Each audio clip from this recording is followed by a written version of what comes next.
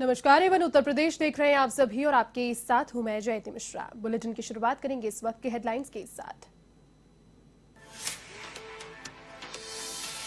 PM Modi का वाराणसी दौरा कल 5,229 करोड़ की 30 योजनाओं का करेंगे लोकार्पण। पीएम के दौरे से पूर्व वाराणसी में लगाई धारा 144।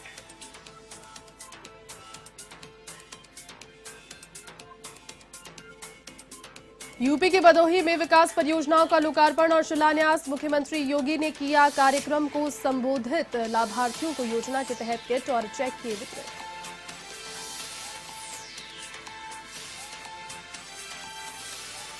कांग्रेस की प्रतिज्ञा यात्रा को लेकर कार्यकर्ताओं में उत्साह। पूर्व केंद्रीय मंत्री प्रदीप जैन आदित्य ने बताया यात्रा को मिसाल। समाज की मुख्य धारा में महिलाओं को आगे लाना है कांग्रेस का लक्ष्य।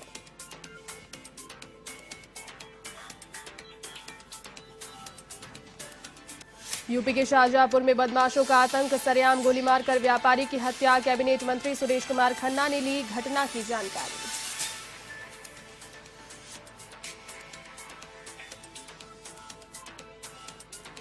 बेमई कांड के चश्मदीद गवाह जंटर सिंह का निधन। 14 जनवरी 1981 में प्रतिशोध की आग में बेमई में फूलन और साथियों ने एक साथ की थी 20 लोगों की हत्या। फूलन सहित कई गवाहों की मौत के बाद तक अब तक नहीं आया फैसला।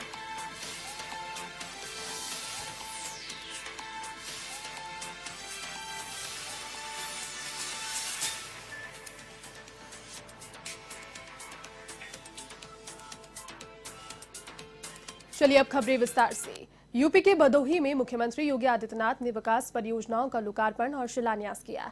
इस दौरान मुख्यमंत्री योगी ने 373 करोड़ की 74 योजनाओं का लोकार्पण और शिलान्यास किया। साथ ही लाभार्थियों को योजना के तहत किट और चेक भी वितरित किए। इस मौके पर मुख्यमंत्री योगी ने कार्यक्रम को संबोधित किया। साथ ही योगी सरकार की योजनाओं की जानकारी दी।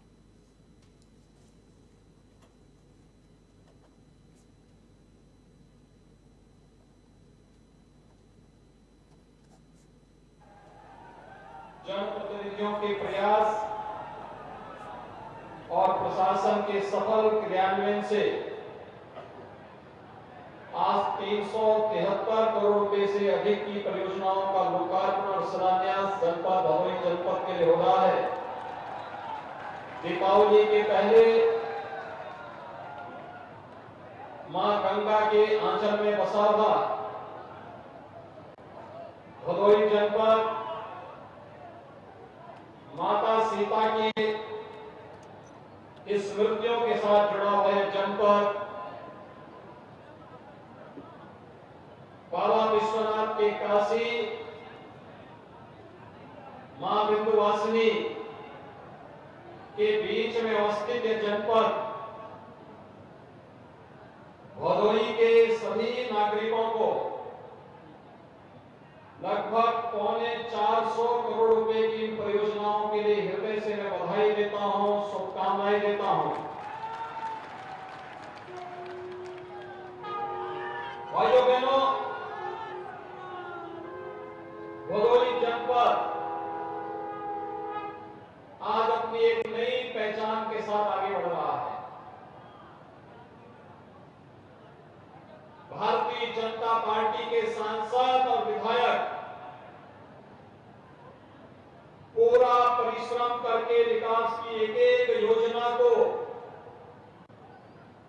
आपके इस जनपद में लाने का कार्य कर रहे हैं। लेकिन इससे पहले विकास की इन परियोजनाओं पर सत्ताधारी दलों की बेईमानी का ग्रहण लग जाता था। अगर कोई परियोजना आ भी गई तो राजनीति के अपराधीकरण की वो भेड़ चढ़ जाती थी। मैं विधानसभा चुनाव के दौरान आया था और तीनों विधानसभा क्षेत्रों में तब मैंने प्रचार के लिए यहां की जनता का आह्वान किया था कि भारतीय जनता पार्टी को वोट दीजिए और भारतीय जनता पार्टी आपको सुशासन देगी। भारतीय जनता पार्टी आपके लिए विकास लेकर के आएगी और भारतीय जनता पार्टी आपको आपकी पहचान दिलाने का कार्य करेगी। प्रदेश में सरकार आने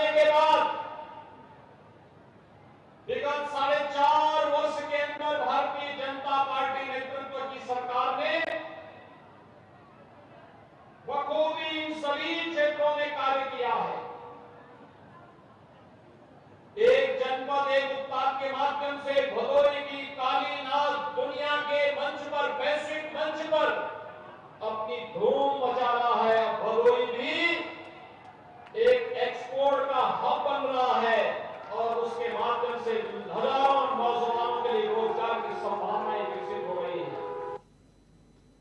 प्रधानमंत्री नरेंद्र मोदी कल अपने संसदीय क्षेत्र वाराणसी के दौरे पर रहेंगे, जहां वह एक जनसभा को संबोधित करेंगे। वाराणसी के आजारी लाइन विकासखंड के रिंग रोड 2 के पास मेहंदीगंज गांव में ये जनसभा होगी।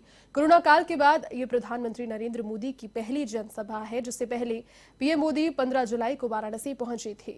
यहां उन्होंने 1583 करोड़ रुपए की 280 छोटी बड़ी परियोजनाओं का लोकार्पण और शिलान्यास किया था। इधर भाजपा ने पीएम मोदी की जनसभा में भारी संख्या में किसानों को शामिल करने का लक्ष्य रखा है। इस मौके पर पीएम मोदी लगभग 5229 करोड़ की 30 परियोजनाओं का लोकार्पण कर यूपी को सौगात भी देंगे और राष्ट्रीय आत्मनिर्भर स्वस्थ भारत योजना की लॉन्चिंग भी करेंगे। इधर प्रधानमंत्री नरेंद्र मोदी के वाराणसी आगमन को देखते हुए वाराणसी कमिश्नरेट में 25 अक्टूबर की रात तक धारा 144 लागू रहेगी। साथ ही ड्रोन कैमरे पर भी प्रतिबंध लगा दिया गया है।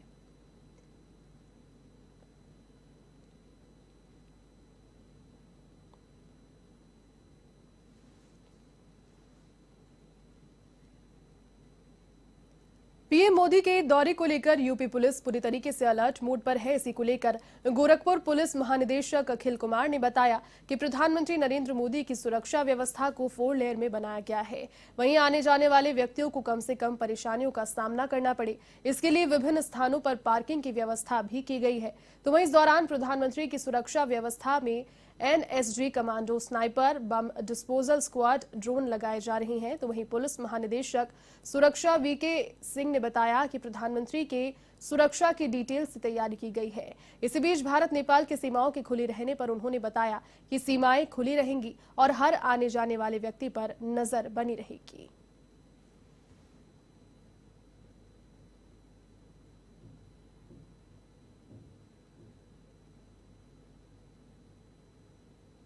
सुरक्षा व्यवस्था है, 4 लेयरों में हमारी सुरक्षा व्यवस्था रहेगी और हमारा ये प्रयास है कि मिनिमम पब्लिक इनकन्वीनियंस में प्रोग्राम कराया जाए। आप जानते हैं कि यहाँ आने जाने के जो रास्ते हैं वो छोटे हैं। पब्लिक जब इतनी ज़्यादा संख्या में बसेज और गाड़ियों से आएंगे तो उनको इनकन्वीनियंस हो सकता है। तो पार्किंग एक मेजर चैलेंज होगा, जिसके लिए हम लोग मेजर ध्यान दे रहे हैं और पब्लिक को यहाँ ना दिक्कत हो, इसलिए विशेष ध्यान दिया जा रहा है। डिटेल में तैयारियाँ हुई हैं और अभी 3 दिन पहले कुशीनगर में प्रधानमंत्री महोदय का आगमन हुआ। उसमें उत्तर प्रदेश पुलिस ने बेहतरीन उसमें ड्यूटीज दी और कुशल संपन्न हुआ। और यहाँ के जोन महोदय लगातार क्रियाशील रहे हैं, हिमाचल रहे हैं, कई चीज़ों से वाकफियत है। और ये प्रसन्न महोदय का भी कार्यक्रम हुआ था, जर्नलिस्ट महोदय का हुआ और ये भी कार्यक्रम से कुशल संपन्न होगा। पूरी तैयारी है और समस्त संसाधन, उपकरण, जनशक्ति, ट्रेनिंग, मैन पावर सब कुछ यहाँ दुरुस्त है। कांग्रेस की प्रतिज्ञा यात्रा को लेकर पूर्व केंद्रीय मंत्री प्रदीप जैन आदित्य ने कहा कि ये प्रतिज्ञा यात्रा झांसी में समाप्त होगी। तो वहीं इस यात्रा के जरिए प्रियंका गांधी ने एक मिसाल पेश की है। उन्होंने कहा कि कांग्रेस ने महिलाओं को राष्ट्रीय स्तर पर शक्ति दी है और प्रियंका गांधी का लक्ष्य है कि महिलाएं समाज की मुख्य धारा में आए। तो वहीं पूर्व सांसद राकेश सचान ने कहा कि इस यात्रा का मुख्य उद्देश्य प्रियंका की प्रतिज्ञाएं जन जन तक पहुंचाना है। गौरतलब है कि प्रतिज्ञा यात्रा बाराबंकी के साथ बनारस और सहारनपुर से प्रारंभ हुई थी, जिसे कांग्रेस महासचिव प्रियंका गांधी ने हरी झंडी दिखाकर रवाना किया था।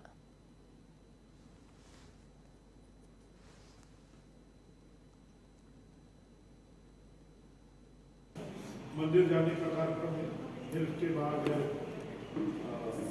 प्रेस बंधुओं से मार्केट है, वहाँ पे लोग नहीं आ पाए। इसके बाद कई जगह ट्रेनिंग पुलिया पे स्वागत। इसके बाद कैंट जो विधानसभा सीट है उसमें गुरुद्वारे में जाने का है और कैंट में कई जगह जो है ये कार्यक्रम है। आज लखनऊ के बाद कल फिर हम उन्नाव के लिए निकलेंगे और उन्नाव में सबसे पहले लखनऊ जिले का कार्यक्रम है मंथरा में। इसके बाद फिर बनी में उन्नाव जिले के लोग रिसीव करेंगे। उसके बाद दही चौकी और शहर में कई कार्यक्रम है। यूपी में फैजाबाद रेलवे स्टेशन का नाम बदलकर अब अयोध्या कैंट कर दिया गया है। आपको बता दें कि कुछ महीने पहले ही संदर्भ में प्रस्ताव भेजा गया था। इसे यूपी के मुख्यमंत्री योगी आदित्यनाथ ने मंजूरी दे दी है। दरअसल अयोध्या में राम मंदिर मॉडल के अनुसार ही अयोध्या रेलवे स्टेशन को भव्यता दी जा रही है और उसी प्रस्ताव के साथ अयोध्या से सटे जिला दरियाबाद बाराबंकी में सुविधाएं बढ़ाने पर प्रस्ताव दिया था। भाजपा के अयोध्या सांसद लल्लू सिंह के प्रस्ताव को रेलवे बोर्ड ने मंजूरी दी है। तो वहीं अयोध्या के भाजपा सांसद लल्लू सिंह ने इस पर आभार प्रकट करते हुए मुख्यमंत्री योगी को धन्यवाद दिया।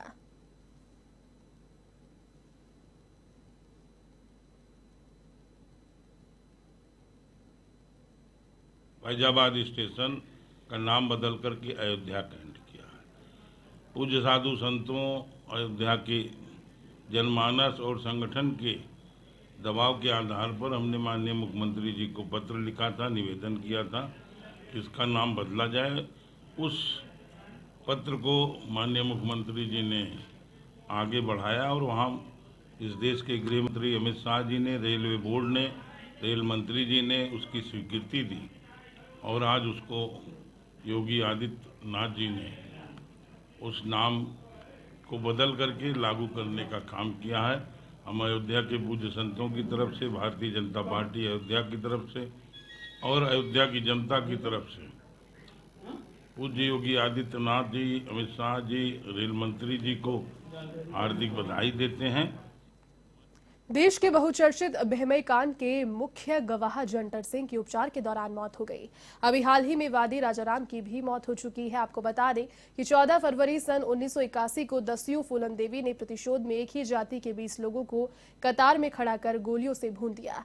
बहमई कांड 40 सालों से चल रहा है। गौरतलब है कि बहमई कांड में पुलिस ने दस्यू फूलन देवी, बाबा मुस्तकीम तथा डाकू मानसिंह के खिलाफ नामजद मुकदमा दर्ज किया था। बहमई कांड को हुए 40 बरस गुजर गए हैं और इससे जुड़े अधिकांश लोग जवान से बुजुर्ग हो गए, लेकिन अभी तक इस केस पर फैसला नहीं आया।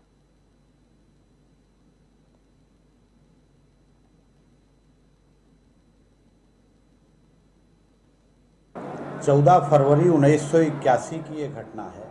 बहुत बड़ी घटना थी प्रदेश के लिए और पूरे देश के लिए भी।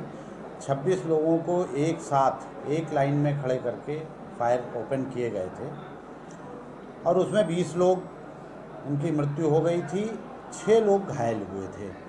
वो जो 6 घायल हुए थे उनमें से एक जंटर सिंह थे जिनकी मृत्यु की सूचना प्राप्त हुई है, किंतु उनकी मृत्यु से इस ट्रायल पर कोई प्रभाव नहीं पड़ेगा क्योंकि उनकी साक्ष्य न्यायालय में पूरी हो चुकी है और अब न्यायालय को उनकी जो साक्ष्य है उसके आधार पर ही निर्णय देना है। कल प्रधानमंत्री नरेंद्र मोदी अपने संसदीय क्षेत्र वाराणसी के दौरे पर हैं। एक जनसभा को संबोधित करेंगे। किस तरीके की तैयारियां हैं, इसका जायजा लेने के लिए यूपी के मुख्यमंत्री योगी आदित्यनाथ लगातार जायजा ले रहे हैं। अभी भी पहुंचे हैं Rajnath Singh ji, accompanying the Prime Minister. On his right is the Urban Affairs Minister. The Prime Minister taking keen interest. He's a very good listener and he wants people to come up with new ideas, and he also wants and he also makes sure that the ideas are implemented. The man who walks the talk is Prime Minister Narendra Modi.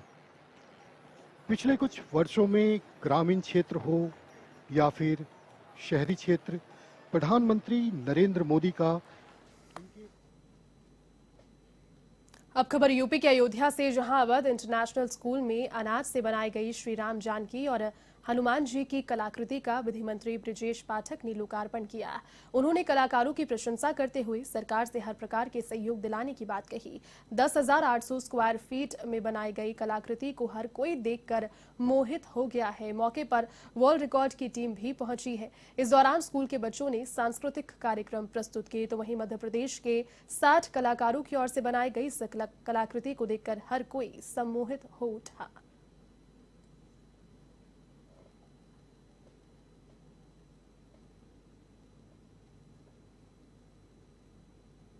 ये प्रभु राम का अयोध्या की पावन धरती पर बनाया गया ये विग्रह चित्र बहुत ही खूबसूरत है। मुझे लगता है कि दुनिया में शायद पहली बार मैं ऐसा चित्र देख रहा हूं। मैं सतीश गुर्जर और उनकी पूरी टीम को, संदीप जी को हृदय से बधाइयां देता हूं, आभार प्रकट करता हूं, उन्हें शुभकामनाएं देता हूं कि अयोध्या की पावन धरा पर आकर उन्होंने इतना बड़ा चित्र जो वो भी अनाज से बनाने का कार्य किया है और जिस ढंग से विभिन्न अनाजों का प्रयोग किया गया, लगता है कि इसमें स्वतः प्राकृतिक रंग भरे गए हैं। बहुत ही सुंदर चित्र है। मैं बहुत भूर प्रशंसा करता हूँ, शुभकामनाएं देता हूँ। यूपी के देवरिया जनपद का सुभाष चौक पथरदेवा विधानसभा के बसपा प्रत्याशी रहे नीरज वर्मा ने लखनऊ में भाजपा की सदस्यता ग्रहण की। भाजपा के प्रदेश अध्यक्ष स्वतंत्र देव सिंह की उपस्थिति में ये कार्यक्रम हुआ। आपको बता दें कि 2017 में विधानसभा चुनाव में नीरज वर्मा ने पथरदेवा विधानसभा से बसपा के लिए चुनाव लड़ा था और सदस्यता ग्रहण करने के बाद पहली बार वो देवरिया पहुंचे। नीरज वर्मा का सैकड़ों कार्यकर्ताओं ने फूलमालाएं पहनाकर भव्य स्वागत किया।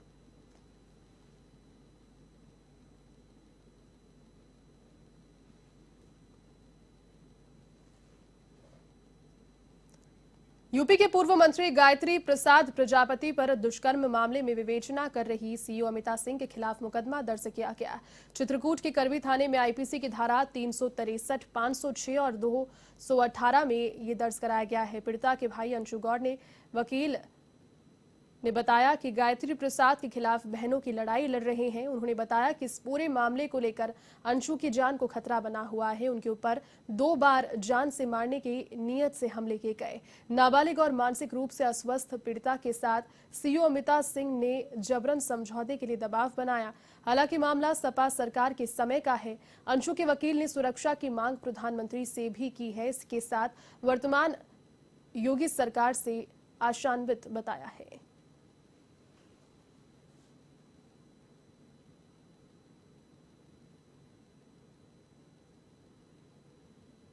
शीर्ष न्यायालय एमपी एमएलए लखनऊ के द्वारा साक्षी अंशु गौड़ को सुरक्षा उपलब्ध कराए जाने के निर्देशों के बावजूद विशेष तौर पे वरिष्ठ पुलिस अधीक्षक अलीगढ़ के द्वारा आज दिन तक साक्षी अंशु गौड़ एवं उनके परिवार को किसी भी तरह की कोई सुरक्षा उपलब्ध नहीं कराई जा सकी है, नहीं कराई गई है। इस प्रकार उनके द्वारा माननीय तो वहीं यूपी के हापुड़ में बाबूगढ़ पुलिस और एसओजी के बदमाशों से मुठभेड़ हो गई। इस मुठभेड़ में एक बदमाश जख्मी हो गया। ऐसे में पुलिस ने घायल बदमाश समेत 4 आरोपियों को धर दबोचा है। इस दौरान पुलिस ने आरोपियों से 3 तमंचे, जिंदा कारतूस और एक वाहन भी जब्त किया।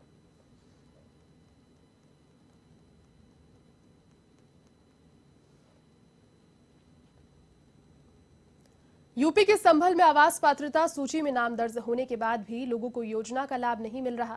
ऐसे में सरायरतीन के लोगों ने एसडीएम से शिकायत अब इसकी की है। तो वहीं भारतीय जनता पार्टी के अल्पसंख्यक मोर्चा के कोषाध्यक्ष शहजाद पठान के नेतृत्व में मुख्यमंत्री के नाम एसडीएम रमेश बाबू को शिकायती पत्र भी सौंपा गया।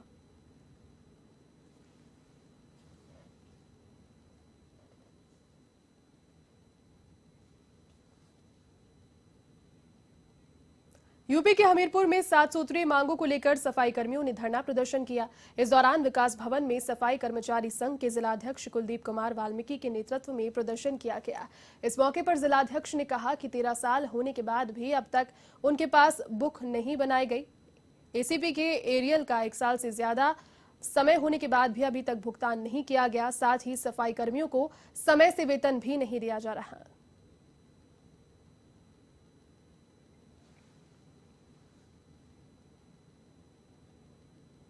खबर अब यूपी के कन्नौज से, जहां ठठिया थाना क्षेत्र के तालाब में डूबने से एक किशोर की मौत हो गई। दरअसल जुर्रापुरवा का निवासी योगेश कोचिंग से वापस आकर दोस्तों के साथ नहाने के लिए गया था, जहां बसरा गांव के तालाब में डूबने से उसकी मौत हो गई। इस घटना के बाद परिजनों में कोहराम मच गया। तो वहीं इस घटना की सूचना पाकर पहुंची पुलिस ने शव को अस्पताल की मोर्चरी में रखवाया। फिलहाल मामले की जांच जारी है।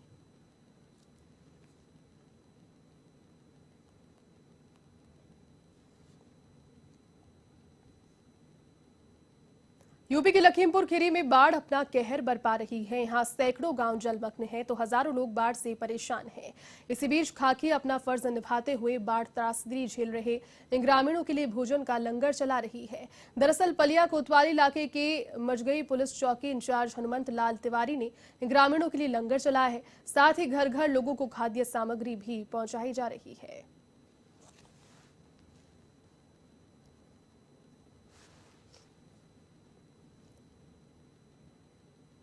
यूपी के संभल में नखासा पुलिस ने 2 साल से फरार चल रहे 25,000 रुपए के इनामी बदमाश को गिरफ्तार कर लिया। पुलिस के अनुसार सन 2019 में शाहजहांपुर के प्रधानाचार्य से आरोपी ने फिरौती की मांग की। इस मामले में 6 आरोपी गिरफ्तार हो चुके हैं, जबकि साबिर को अब गिरफ्तार किया गया है। आरोपी से 315 बोर का तमंचा और 5 कारतूस भी बरामद किए गए।